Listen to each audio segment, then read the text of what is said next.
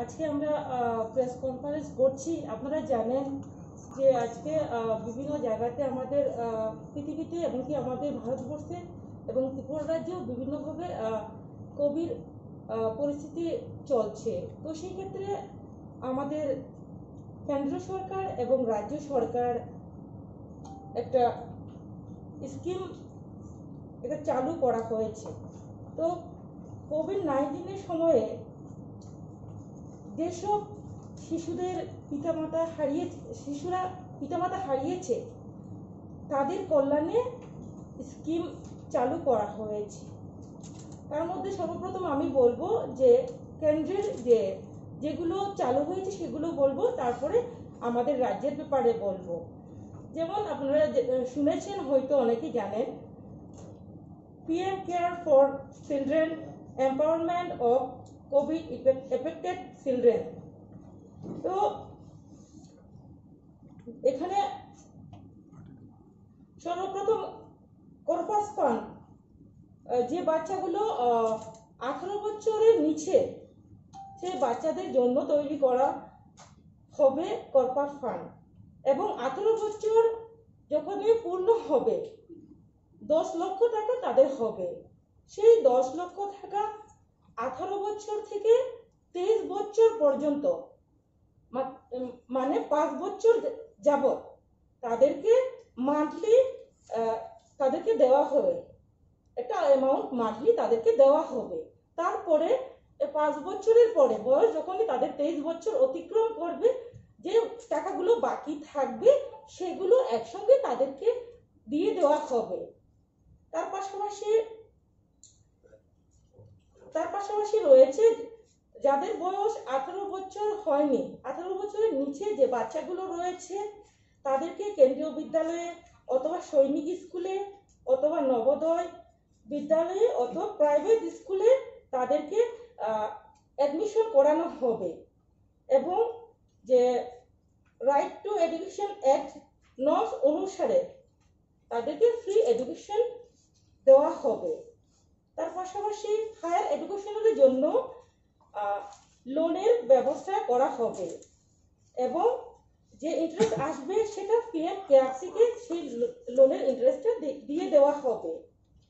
তার পাশাপাশি যদি সেটা না হয়, যারা এবিলিটি অথবা সেটা যারা পাবে না অথবা যারা নেবে না, তো সেই ক্ষেত্রে যারা ভোকেশনাল কোর্স করবে, যারা আন্ডার গ্রাজুয়েট পড়বে, তাদের জন্য tuition fee, course fee, scholarship হিসেবে তাদেরকে সরকার দেবে। তার পাশাপাশি হেলথের ক্ষেত্রে যাদের 18 বছরের নিচে বয়স, যাদের 18 বছর হয়নি, তো এই বাচ্চাদের জন্য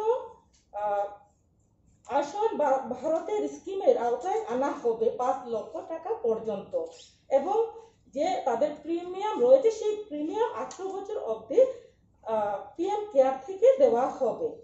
সেটা হচ্ছে সেন্ট্রালের মধ্যে। তার পাশাপাশি স্টেট থেকে হবে, যেটা আমাদের কিছুদিন আগে মাননীয় মুখ্যমন্ত্রীজি আপনাদের সামনে বলেছেন, মুখ্যমন্ত্রী বাল সেবা স্কিম বলে। তো সেখানে যারা ওনার বাচ্চা থাকবে, যাদের থাকার সুবিধা নেই, তারা আমাদের যে হোম রয়েছে, চাইল্ড কেয়ার ইনস্টিটিউট রয়েছে, সেখানে ওই বাচ্চাগুলো সেখানে থাকতে পারবে, এবং যারা সেই চাইল্ড কেয়ার ইনস্টিটিউটে যারা থাকবে না তাদের জন্য 3500 টাকা মান্থলি করে দেওয়া হবে। তো তার পাশাপাশি এই বাচ্চা মেয়েদের ক্ষেত্রে যখন বয়স তাদের 18 বছর হবে, তো সেই ক্ষেত্রে বিয়ের সময় তাদেরকে 50,000 টাকা দেওয়া। বাচ্চারা যারা 11-12 পড়বে তাদের জন্য ল্যাপটপ অথবা ট্যাবলেটের ব্যবস্থা করা হবে। তো আমি বলবো এটা একটা ভালো উদ্যোগ আমাদের কেন্দ্র সরকারের এবং রাজ্য সরকারের মাননীয় আমাদের যে প্রধানমন্ত্রী রয়েছেন মোদীজির নেতৃত্বে যে সরকার, এবং ত্রিপুরা রাজ্যে আমাদের মুখ্যমন্ত্রী বিপ্লব কুমার দেবজির যে নেতৃত্বে যে সরকার যে উদ্যোগ ওনারা যে নিয়েছেন, তার জন্য আমি মাননীয় প্রধানমন্ত্রীজিকে ধন্যবাদ জ্ঞাপন করছি এবং মাননীয় মুখ্যমন্ত্রী আমাদের ত্রিপুরা রাজ্যের, ওনাকেও ধন্যবাদ জ্ঞাপন করছি। এক্ষেত্রে আমি মনে করি অনেকেই উপকৃত হবে। সেটাই মেনলি, এটাই আমাদের আজকে প্রেস করার উদ্দেশ্য। যদি আপনাদের কোনো কোয়েশ্চেন থাকে সেটাও জিজ্ঞেস করতে পারেন।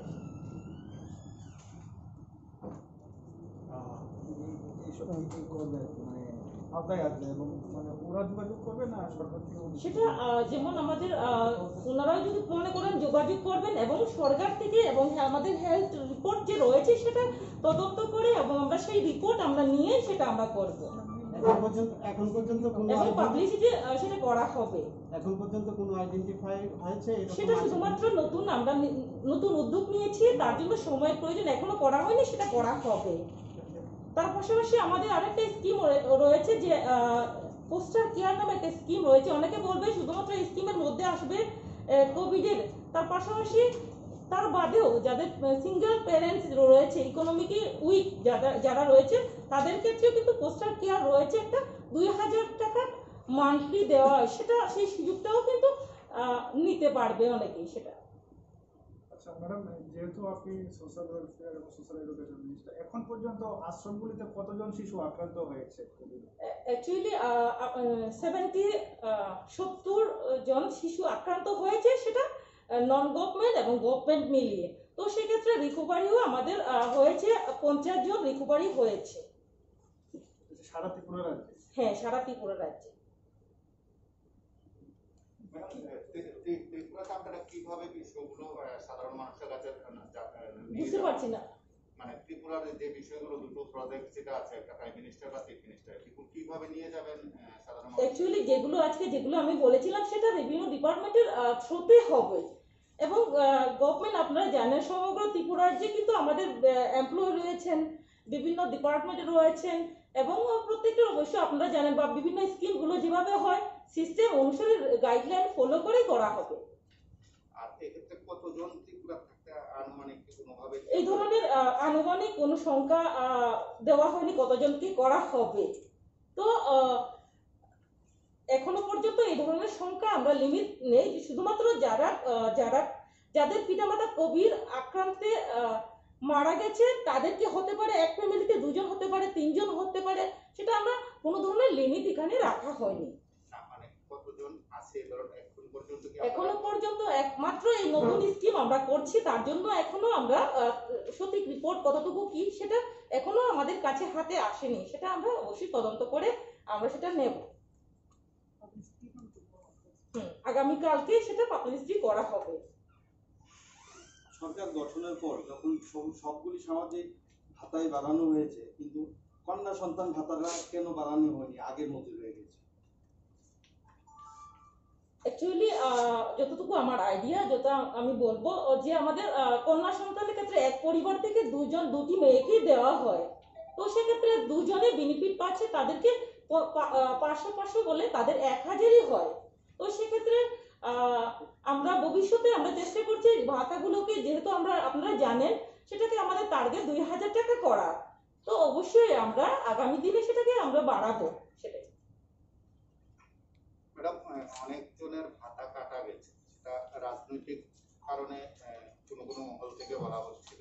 এই ধরনের আপনারা যে কোয়েশ্চেনগুলো করছেন, প্রথম থেকেই আমি বলেছি এবং বলছি, এখনো বলছি, যে কাউকে বিনা কারণে কারোর ভাতা কাটা হয়নি এখনো পর্যন্ত। আজকে আমার টেবিলের ফাইল আমি দেখেছি যে বিভিন্ন সময় আমরা বিভিন্ন টাইম দিয়েছি, ডেট দিয়েছি, আপনারা কাগজপত্র জমা করুন, কেননা আপনারা যে কোনো একটা ইন্টারভিউ, চাকরির ক্ষেত্রে বলুন, যে কোনো একটা আপনারা কাগজের যে কোনো একটাতে ডকুমেন্ট ছাড়া কিন্তু কিছু হয় না। সেই ক্ষেত্রে বিভিন্ন সময় দেখা গেছে, বিগত দিনে দেখা গেছে সঠিক তথ্য দেওয়া হয়নি, অনেক জায়গাতে দেখা গেছে কেননা এনকোয়ারি হবে না, এনকোয়ারি করতেই হবে। যদি মৃত কেউ মরে যাওয়ার পরেও যদি ভাতা পায়, সেটা তো লিগেলি না, তার জন্য আমরা চাই সঠিক ব্যক্তি সঠিক ভাতা পাক, তার জন্য আমরা সঠিকভাবে ভেরিফিকেশন করে সঠিক লক্ষ্যে আমরা সেই স্কিম, আমরা সেই পেনশন আমরা দিতে চাই। তার জন্য আমরা বারবার, আজকে সরকার আসার পরে প্রায় আমাদের 3 বছর রানিং চলছে, কেন বারবার আমরা সুযোগ দিচ্ছি, তার জন্য এই টাইম লাগছে। তো আজকে আমরা যদি বলতে পারতাম একবারে, যদি আপনাদের কাগজপত্র এই ডিউ টাইমের ভিতরে আপনারা জমা যদি না দেন, তাহলে আর আপনাদেরকে কোনো চান্স দেওয়া হবে না আমরা বলতে পারতাম, কিন্তু বারবার তাদেরকে আমরা সুযোগ দিয়ে যাচ্ছি যাতে করে ওনারা সঠিকভাবে কাগজপত্র ডকুমেন্টগুলো সাবমিট করেন। তো আমাদের সরকার কখনো চাইবে না উপযুক্ত ব্যক্তি কেউ বাদ যাক। তার জন্য আমরা সবসময় জনগণের সঙ্গে রয়েছি, জনগণের সঙ্গে থাকবো, আমরা জনগণের জন্যই কাজ করব। আজকে আমরা প্রেস কনফারেন্স করছি। আপনারা জানেন যে আজকে বিভিন্ন জায়গাতে আমাদের পৃথিবীতে এবং কি আমাদের ভারতবর্ষে এবং ত্রিপুরা রাজ্যেও বিভিন্নভাবে কোভিড পরিস্থিতি চলছে। তো সেই ক্ষেত্রে আমাদের কেন্দ্র সরকার এবং রাজ্য সরকার একটা স্কিম এটা চালু করা হয়েছে। তো কোভিড-19 সময়ে যেসব শিশুরা পিতামাতা হারিয়েছে তাদের কল্যাণে স্কিম চালু করা হয়েছে। তার মধ্যে সর্বপ্রথম আমি বলবো যে কেন্দ্রের যেগুলো চালু হয়েছে সেগুলো বলবো, তারপরে আমাদের রাজ্যের ব্যাপারে বলবো। যেমন আপনারা শুনেছেন, হয়তো অনেকেই জানেন, PM care for children, empowerment of Covid affected children. তো এখানে সর্বপ্রথম কর্পাস ফান্ড, যে বাচ্চাগুলো 18 বছরের নিচে সেই বাচ্চাদের জন্য তৈরি করা হবে কর্পাস ফান্ড, এবং 18 বছর যখনই পূর্ণ হবে 10 লক্ষ টাকা তাদের হবে। সেই 10 লক্ষ টাকা 18 বছর থেকে 23 বছর পর্যন্ত, মানে 5 বছর যাবত তাদেরকে মান্থলি তাদেরকে দেওয়া হবে, একটা অ্যামাউন্ট মান্থলি তাদেরকে দেওয়া হবে।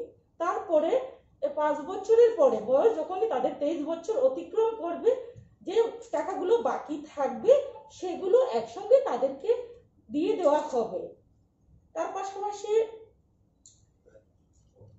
পাশাপাশি রয়েছে যাদের বয়স 18 বছর হয়নি, 18 বছরের নিচে যে বাচ্চাগুলো রয়েছে তাদেরকে কেন্দ্রীয় বিদ্যালয়ে অথবা সৈনিক স্কুলে অথবা নবোদয় বিদ্যালয়ে অথবা প্রাইভেট স্কুলে তাদেরকে অ্যাডমিশন করানো হবে, এবং যে right two education act norms অনুসারে তাদেরকে ফ্রি এডুকেশন দেওয়া হবে।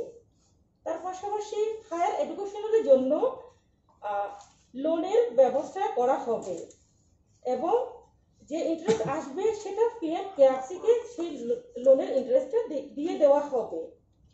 তার পাশাপাশি যদি সেটা না হয়, যারা এবিলিটি অথবা সেটা যারা পাবে না অথবা যারা নেবে না, তো সেই ক্ষেত্রে যারা ভোকেশনাল কোর্স করবে, যারা আন্ডার গ্রাজুয়েট পড়বে, তাদের জন্য tuition fee, course fee, scholarship হিসেবে তাদেরকে সরকার দেবে। তার পাশাপাশি হেলথের ক্ষেত্রে যাদের 18 বছরের নিচে বয়স, যাদের 18 বছর হয়নি, তো এই বাচ্চাদের জন্য আয়ুষ্মান ভারতের স্কিমের আওতায় আনা হবে 5 লক্ষ টাকা পর্যন্ত, এবং যে তাদের প্রিমিয়াম রয়েছে সেই প্রিমিয়াম 18 বছর অবধি PM কেয়ার থেকে দেওয়া হবে। সেটা হচ্ছে সেন্ট্রালের মধ্যে। তার পাশাপাশি স্টেট থেকে হবে, যেটা আমাদের কিছুদিন আগে মাননীয় মুখ্যমন্ত্রীজি আপনাদের সামনে বলেছেন, মুখ্যমন্ত্রীর বাল সেবা স্কিম বলে। তো সেখানে যারা ওনার বাচ্চা থাকবে, যাদের থাকার সুবিধা নেই, তারা আমাদের যে হোম রয়েছে, চাইল্ড কেয়ার ইনস্টিটিউট রয়েছে, সেখানে ওই বাচ্চাগুলো সেখানে থাকতে পারবে, এবং যারা সেই চাইল্ড কেয়ার ইনস্টিটিউটে যারা থাকবে না তাদের জন্য 3500 টাকা মান্থলি করে দেওয়া হবে। তো তার পাশাপাশি এই বাচ্চা মেয়েদের ক্ষেত্রে যখনই বয়স তাদের 18 বছর হবে, তো সেই ক্ষেত্রে বিয়ের সময় তাদেরকে 50,000 টাকা দেওয়া হবে, এবং কতজনের পেনশন বাতিল হয়েছে সে ব্যাপারে এগুলো এখন বলা যাবে না, কেননা অনেক সময় দেখা যায় যে আমরা ডিউ টাইমগুলো দিই যে এর মধ্যে আপনাকে কাগজপত্র সাবমিট করতে হবে, ডকুমেন্ট সাবমিট করতে হবে। তার মধ্যে দেখা গেল কিছু লোকে সাবমিট করলো, তারপরে আরও কেউ বললে আমাদের কাগজপত্র সঠিকভাবে দিতে পারেন, তারপরে আমরা আবারও তাদেরকে একটা টাইম দিয়ে দিলাম যে আপনারা সাবমিট করুন। তার জন্য আজকে এই মুহূর্তে এই সংখ্যাটা আমি বলতে পারবো না। যদি আপনারা মনে করেন সেটাকে নিয়ে নেবেন তাহলে ডিপার্টমেন্ট থেকে আপনারা সেটাকে কালেক্ট করে নিতে পারেন। প্রসেসিং কতদিন ধরে চলছে?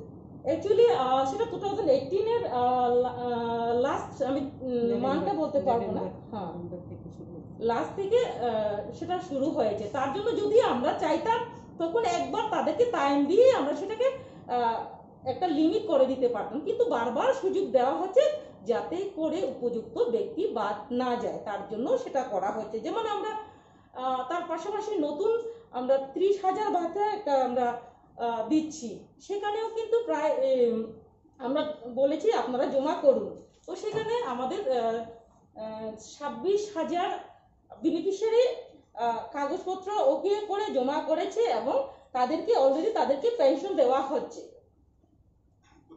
সামাজিকতা পাওয়া যাচ্ছে না বলে অভিযোগ উঠেছে। অ্যাকচুয়ালি আমাদের কাছে এই ধরনের কিছু আসেনি, যদি আসে তাহলে আমরা অবশ্যই দেখব। যদি আপনাদের মাধ্যমে কেউ যদি সঠিক বেনিফিশিয়ারি যদি বাদ যায় তাহলে আপনাদের মাধ্যমে হোক আপনারা আমাদের অফিসে যে কোনো সময় আমাদের সঙ্গে যোগাযোগ করতে পারেন এবং আমরা সবসময় সহযোগিতার জন্য আমরা রয়েছি। মাঝে মধ্যে দেখা যায় চিকিৎসার গাফিলতির জন্য কিছু শিশু অনাথ হচ্ছে। যেমন কিছুদিন আগে রক্তের অভাবে বা টানাটানির জন্য একটা শিশু তার মাকে হারাতে হয়েছে। এর জন্য কি আপনাদের স্কিমে কোনো কিছু আছে কি, বা স্কিমের আওতার পড়বে? অ্যাকচুয়ালি আমাদের একটা ফান্ড আছে, জুভেনাইল জাস্টিস ফান্ড। এই ফান্ডের মাধ্যমে কোনো একটা বাচ্চার কোনো একটা অঘটন ঘটলো, সেই ক্ষেত্রে আমরা সহযোগিতা করে থাকি। যেমন আমাদের বিভিন্ন স্কিম রয়েছে, প্রেগনেন্ট ওমেন তাদের জন্য বিভিন্ন স্কিম রয়েছে। তো সোশ্যাল ওয়েলফেয়ার ডিপার্টমেন্টে বিভিন্ন স্কিম রয়েছে, তবে ব্লাড যে আমরা ডাইরেক্টলি আমরা দেবো সেটা কিন্তু আমাদের সেটা নেই। রক্তের অভাবে মাকে হারাতে হয়েছে একটা শিশু জন্মের সময়, তাও গাফিলতি, এই রক্ত এই গ্রুপ সেই গ্রুপ, শুধু গাফিলতি সরকারি যারা এমপ্লয়ি আছে তাদের গাফিলতির জন্য। তো এর জন্য কি আপনাদের কোনো স্কিম আছে, বা শিশুটাকে, যে গরিব শিশুটাকে কোনো কিছু? হ্যাঁ অবশ্যই, যদি ওনার গার্জিয়ান না থাকে অবশ্যই তাদের জন্য আমরা সহযোগিতা করতে পারবো। এবং কি আমি এর আগেও বলেছি সিঙ্গেল প্যারেন্টস হোক অথবা যদি দেখা যায় এই ধরনের কিছু হয় তাদের জন্য শিক্ষার ক্ষেত্রে হোক আমাদের নিউট্রিশনের সুযোগ আমরা দিতে পারি। এবং আমাদের ডিস্ট্রিক্টের মধ্যে চাইল্ড ওয়েলফেয়ার কমিটি রয়েছে, সের মাধ্যমে ওনারা দেখবেন, যাচাই করে দেখবেন যে ওনারা সত্যি কিনা, সেটা যাচাই করে আমরা অ্যাপ্রুভাল করি তাদের জন্য। একটা বিষয় হচ্ছে আপনি বলছেন, এখনো বলছেন যে 2018 সালে আপনাদের সরকার আসার পরে ধরনের ভেরিফিকেশন বা কাগজপত্র যাচাই করা হচ্ছে, এই প্রক্রিয়া কতদিন চলবে? আর দ্বিতীয়ত নতুন কোনো প্রকল্প আপনার ডিপার্টমেন্টে থাকবে কি? অ্যাকচুয়ালি প্রসেস অলরেডি কমপ্লিট এবং আমরা কমপ্লিট হওয়ার পরে অনেকে যেমন আজকে আপনাদের মাধ্যমে অনেকে বলছে সঠিক অনেকে পাচ্ছেন না, যদি না পেয়ে থাকেন অলরেডি আমাদের প্রসেস কমপ্লিট হয়েছে।